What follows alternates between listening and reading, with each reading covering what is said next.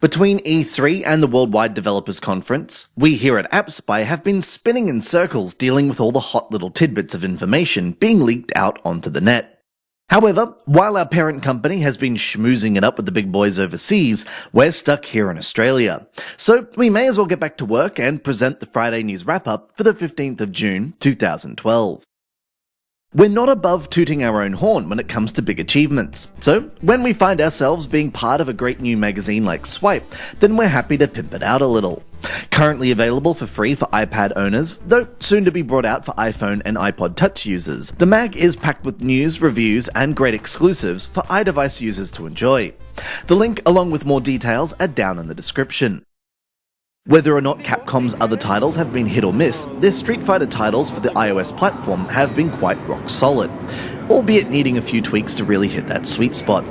Much like how Street Fighter 4 managed to surprise us with how quickly it made its transition to the handheld platform, Street Fighter Cross Tekken may see a release in the summer. If the E3 footage is anything to go by, the latest iDevices are in for a treat. I got a little excited when I first heard news that Cthulhu Saves the World by Zeboyd Games was getting an iOS release, and now the long wait is over as the game has been submitted for review for the App Store. This means we can expect a playable version anytime now. Keep an eye out on the App Store if you've also been waiting for this retrotastic RPG. The miniature inhabitants of Min, itself a miniature planet, have taken to the stars to see the universe.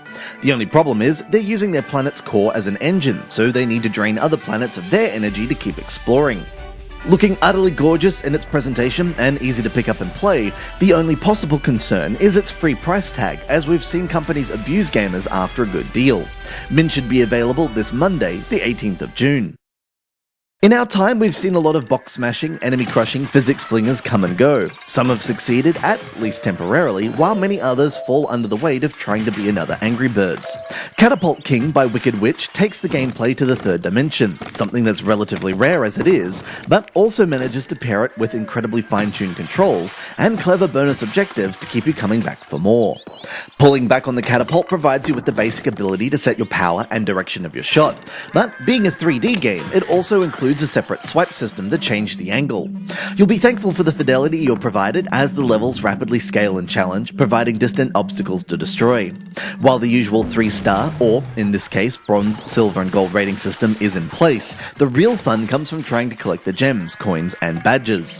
Each coloured gem represents a specific task that needs to be completed, from killing enemies in a short period to smashing a certain amount of blocks or even bouncing the projectile multiple times. They provide for incredibly challenging objectives that change the gameplay significantly, even more so when you activate the Earthshock or Lunar Storm abilities to make the levels easier to complete. Catapult King has its quirks, but it's still a hard game to put down, especially if you're a fan of the flinging genre. I know, people are tired of the constant auto-runners out there, but there's an undeniable charm to Zombie Carnival's bright, fun-loving presentation. Part Grim Joggers, part Jetpack Joyride, it strikes a funky middle ground while bringing clever new power-up concepts and objectives to the table as well. Don't be a hater, give Zombie Carnival a whirl and join in on the Undead Parade. This week I thought I'd wrap things up by giving a shout out to all of our supporters. Being a reviewer is a demanding job at times, and it always motivates me when I get feedback, positive or negative, as it means I'm doing something that truly matters. Now that we have more news than ever, you should definitely keep track of us via Twitter or Facebook, but most importantly, smack that subscribe button if you haven't already, because there's plenty more on its way. Have a great weekend. This has been Andrew with AppSpy.com. We review, you decide.